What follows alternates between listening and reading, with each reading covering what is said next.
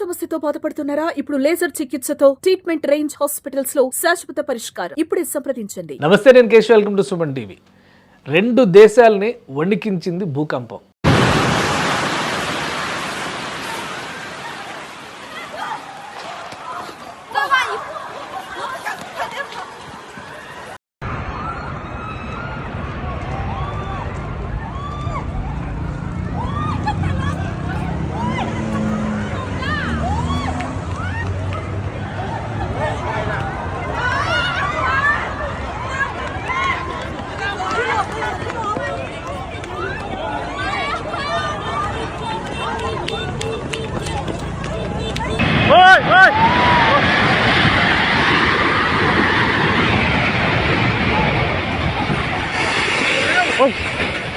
లెక్క తేలనంత జన నష్టం జరిగింది. ఇక ఆస్తి నష్టానికి అయితే ఇంకా క్లారిటీ రానటువంటి పరిస్థితి. ప్రపంచ దేశాలన్నీ కూడా ఆదుకునే ప్రయత్నం చేస్తున్నాయి. అసలు మయన్మార్లో, బ్యాంకాక్ దగ్గర, మలేషియాలో అసలు ఏం జరిగింది, ఎలాంటి ప్రమాదంలో ఇప్పుడు అక్కడ ప్రజలు ఉన్నారు, ఇంకా భూకంపం వచ్చేటువంటి సంకేతాలు ఉన్నాయా, స్థానికంగా ఉన్నటువంటి గ్రౌండ్ రియాలిటీ అండ్ రిపోర్ట్ ఏంటి, ఇవి తెలుసుకునే ప్రయత్నం చేద్దాం. మనతో పాటు జాయిన్ అవుతున్నారు వెంకటేష్ యాదవ్ గారు, అక్కడ ఆంధ్ర రెస్టారెంట్ నడుపుతున్నటువంటి యజమాని.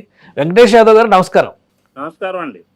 వెంకటేష్ యాదవ్ గారు, అసలు ఏం జరిగింది? ఎందుకంటే చాలామంది ఫస్ట్ జరిగినప్పుడు చిన్న భూకంపం అనుకున్నారు, 4.1 4.2 వచ్చింది రిక్టర్ స్కేల్ మీద అనేటువంటిది జరిగింది. తర్వాత చూస్తే పెద్ద పెద్ద భవంతులు కూడా నేల కూలిపోయినటువంటి పరిస్థితి. వాస్తవం ఏంటి, అక్కడ ఎలాంటి పరిస్థితుల్లో మీరున్నారు? భూకంపం అనేది మయన్మార్లో స్టార్ట్ అయిందండి. మయన్మార్లో 7.7 రిక్టర్స్తో భూకంపం రావటం జరిగినది. అది చాలా పెద్ద భూకంపం, ఇక్కడ ఎప్పుడూ జరగనటువంటిది ఈ ప్రాంతాల్లో. అది సుమారుగా మయన్మార్ బోర్డర్లో రావటం వలన బ్యాంకాక్కి సుమారుగా 500-600 మైల్స్ దూరం. ఆ యొక్క ఇంపాక్ట్ బ్యాంకాక్ నగరంలో ఉన్నటువంటి అనేక హై రైజ్ బిల్డింగ్స్, 50-60 అంతస్తుల బిల్డింగ్లు దగ్గరగా 7-8 బిల్డింగ్ లీక్ అవటము, చాలా వరకు కొంత డ్యామేజ్ అవటము జరిగింది.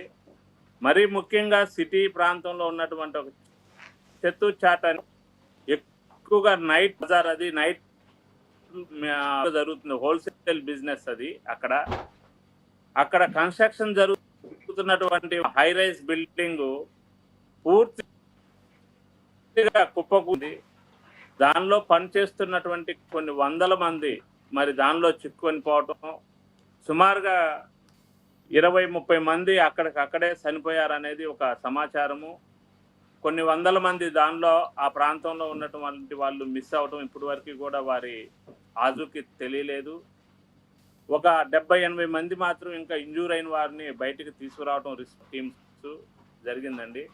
మరి మీరున్న ప్రదేశం ఉన్నటువంటి, మీరు బ్యాంకాక్ సిటీలోనే ఉన్నారా? మీరున్న ప్రదేశాన్ని దగ్గర పరిస్థితులు? మేమున్న ప్రాంతంలో బ్యాంకాక్ అనేది కూడా ఒక సిటీ. ఆ సిటీలో 4 ప్రాంతాల్లో దీని ఇంపాక్ట్. సుకుమిత్ అని ఒక ప్రాంతము, అలాగే చెత్తుచాట్, అదేవిధంగా ప్రతునామ్, సిలోమ్, ఇలా మేస్ అండి, ఇవన్నీ కూడా సిటీలో. ఆ 4 చోట్ల కూడా భూమి కదలికలు రావటము. అయితే కొన్ని ప్రాంతాల్లో మాత్రం కరెంటు ఇవన్నీ ఉన్న ప్రాంతంలో ఒక 5-6 సెకండ్లు మాత్రము ఒక భూమి కదలిక రావటము జరిగి, కానీ చతుసాట్ ప్రాంతంలో మాత్రం ఎక్కువ స్థాయిలో రావడంతో ఆ పూర్తి బిల్డింగ్ నేలమట్టం అవటం జరిగిందండి. కానీ అంటే బ్యాంకాక్ ఇప్పుడు మీరు చెప్పిన దాని ప్రకారం చూస్తే కూడా మయన్మార్ బార్డర్లో భూకంపం వచ్చింది. దీనికి బ్యాంకాక్కి చాలా డిస్టెన్స్ ఉంటుంది అంటున్నారు, కానీ దాని ప్రభావం ఎందుకు అంత తీవ్రంగా ఉంది?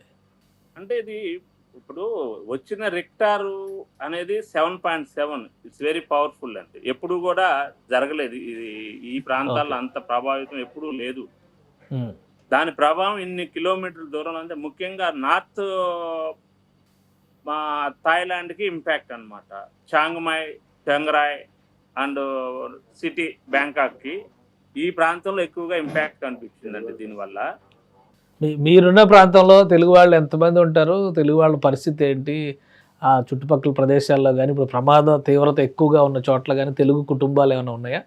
అంటే ఇక్కడ తెలుగువారు టూరిస్టులకి ఎవరికి ఎలాంటి ఇబ్బంది జరగలేదండి. ఒక రకంగా అదృష్టం ఏంటంటే ఎవరైనా సరే టూరిస్టులు వచ్చిన వాళ్ళందరూ కూడా అది మధ్యాహ్నం 1 ప్రాంతంలో జరగటం వలన ఎక్కువగా లంచ్ అవర్స్ ఎక్కువ వాళ్ళందరూ కూడా రెస్టారెంట్‌ల్లోనే ఉండే సమయం అది వాస్తవానికి.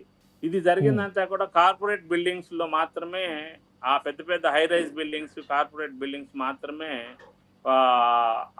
షేక్ అవ్వటం జరిగింది. దానివల్ల ఎవరికి కూడా టూరిస్టులకైతే పెద్దగా ఎవరికి లేదండి. ఎవరికి ఎక్కడా కూడా నష్టం ఏం జరగలేదు.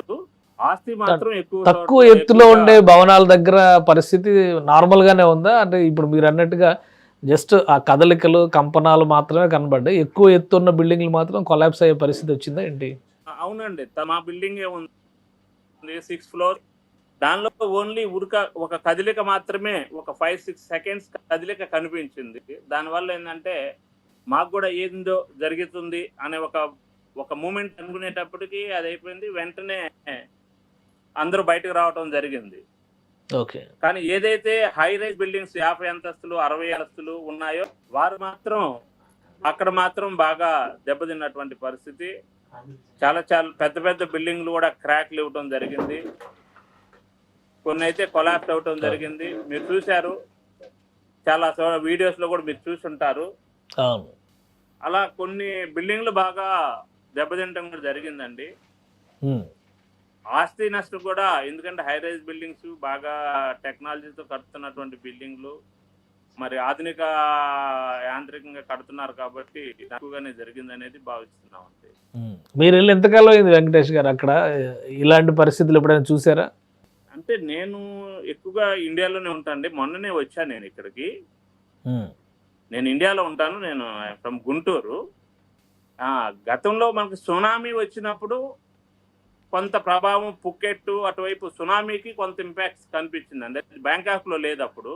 బ్యాంకాక్ పట్టాయ సునామీ ఎఫెక్ట్ లేదు, కానీ పుకెట్ లో ఉంది అది కొంత మేరకు. అప్పుడు ఆ తర్వాత ఇప్పుడు నేను వచ్చి ఆల్మోస్ట్ 15 years నుండి ఇక్కడ బిజినెస్ చేస్తున్నానండి. ఓకే.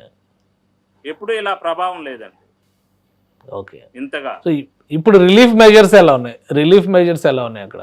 పర్వాలేదండి. మరి మిగతా ఇటు మన భారతదేశం నుండి కానివ్వండి, వాళ్ళు రష్యా వాళ్ళు వీళ్ళందరూ కూడా సహాయ సహకారాలు అందిస్తావస్థలో ఉన్నట్టు కూడా బయటకి రెస్క్యూ టీములు పనిచేస్తా ఉన్నాయి. ఒక 4 o'clock వరకు మాత్రము కమ్యూనికేషన్ పోయింది సిటీలో. మ్యాక్సిమం కానివ్వండి, ఇంటర్నేషనల్ ట్రావెల్ అవ్వటం కానీ, ఎయిర్పోర్ట్ ఇదంతా ఏమైనా టూరిజం పైన ఎఫెక్ట్ పడే ఛాన్సెస్ ఉన్నాయా? కానీ ఫ్లైట్స్ కి అయితే ఇబ్బంది ఏం లేదండి. ఆ ఫ్లైట్స్ బాగానే రన్ అవుతున్నాయి. జనరల్ గా ఇప్పుడు సమ్మర్ వచ్చేసింది, చాలా మంది ప్లాన్ చేసుకుంటూ ఉంటారు. ఏప్రిల్ మే నెలల్లోనే ఎక్కువ టూరిజం బ్యాంకాక్ వెళ్ళడం అనేది. బ్యాంకాక్ అనేది చాలా మోస్ట్ అట్రాక్టివ్ డెస్టినేషన్ మన ఇండియా నుంచి చూస్తే. సో అక్కడ మిగతా వ్యవస్థలన్నీ యథావిధిగా నడవడానికి స్కోప్ ఉందా, లేదంటే బర్మా పైన అయితే, అంటే మయన్మార్ పైన అయితే చాలా పెద్ద ఎత్తున ప్రభావం పడింది అనేది కనిపిస్తుంది, అర్థమవుతుంది. జన నష్టం కూడా ఎక్కువ జరిగింది అక్కడ.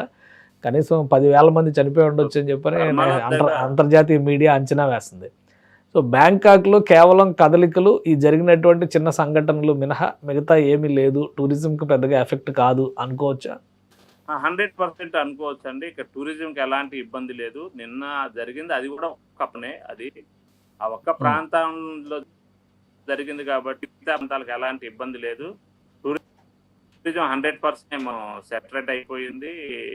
అన్ని కూడా ఒక BTS లోకల్ మెట్రో ట్రైన్ మాత్రము కొన్ని రోజులు ఆపుతున్నారు. ఎందుకంటే అవి కూడా కొంత షేక్ అవటం జరిగింది కొన్ని ఏరియాల్లో. ఏదైతే కనెక్టివిటీ ఉన్నాయో, ఈ ఏరియా మీదుగా కనెక్టివిటీ ఉన్నాయో మర్చిపోవటం వలన అవి కూడా 2తో మళ్ళీ రన్ చేస్తారని అంటున్నారు. సో ఇవన్నీ టెక్నికల్ గా పరిశీలించిన తర్వాత మళ్ళీ రివైవ్ చేస్తారు. అవునండి. అక్కడ గవర్నమెంట్ రియాక్షన్ ఇన్స్టెంట్ గా ఉందా? ప్రాబ్లమ్ సార్ట్అవుట్ చేసే దిశగా గవర్నమెంట్ వేగంగా చర్యలు తీసుకుంటుందా? చాలా వేగంగానే తీసుకుంటుంది. అంటే ఇక్కడ ఏమిటంటే జరిగినది ఒక 2 నెలల్లో మాత్రమే ఇన్సిడెంట్ జరిగింది కాబట్టి మిగతా ప్రాంతాల్లో ఉన్నటువంటి వారందరూ కూడా సహాయం చేయడానికి అవకాశం ఉంది. ముఖ్యంగా మెడికల్ ఫెసిలిటీస్ ఏదైతే పక్క ప్రాంతాల్లో ఉన్నటువంటి మెడికల్ హాస్పిటల్స్ కానివ్వండి, మెడికల్ స్టూడెంట్స్ కానివ్వండి, డాక్టర్స్ కానివ్వండి, అందరూ కూడా అక్కడికి వెళ్ళి సహాయం చేయడానికి అవకాశం ఉందండి. అంత Right. ప్రాంతం మొత్తం జరిగితే కష్టమై ఉండేది. ఒకే ప్రాంతం 1-2 ప్రాంతాల్లో కాబట్టి దాన్ని అంత పెద్దగా భయపడాల్సిన పనేం లేదు. వెంటనే రెస్క్యూ టీమ్స్ కూడా బాగానే పనిచేస్తున్నారు. ఎక్కడికక్కడ అలర్ట్ అయిందండి గవర్నమెంట్ కూడా. Right right thank you Venkatesh గారు, మీ బాధాకరం, అభిప్రాయాలని అక్కడ ఉన్న కొంతమంది miss పరిస్థితులను వివరించినందుకు. ఇది బ్యాంకాక్ అయితే కోలుకుంటుంది, భూకంపం తీవ్రత మయన్మార్ పైన తీవ్ర స్థాయిలో ఉందనే చెప్పాల్సిన పరిస్థితి. అయితే 1-2 ప్రాంతాల్లో మాత్రమే ఆ ప్రాంతంలో ఇప్పుడు ఉన్నటువంటి బ్యాంకాక్ పరిసర ప్రాంతాల్లో 1-2 చోట్ల మాత్రమే కంపనాలు వచ్చినాయి. అది కూడా హై రైజ్ బిల్డింగ్స్ కొలాప్స్ అయినాయి కాబట్టి అవి చిన్న సంఘటనలుగానే చూడాల్సి ఉంటుంది. మరోవైపు అక్కడి ప్రభుత్వం ఇన్స్టెంట్గా స్పందించింది, వ్యవస్థలో ఉన్నటువంటి సమస్యలను పరిష్కరించడంతో పాటు ఇబ్బంది పడుతున్నటువంటి బాధిత కుటుంబాలను ఆదుకునే ప్రయత్నం చేస్తుంది. టూరిజం పైన ఇది పెద్దగా ప్రభావం చూపించేటువంటి అంశం కాకపోవచ్చని వెంకటేష్ గారు విశ్లేషిస్తున్నారు. ఇది స్పెషల్ డిస్కషన్. Keep watching.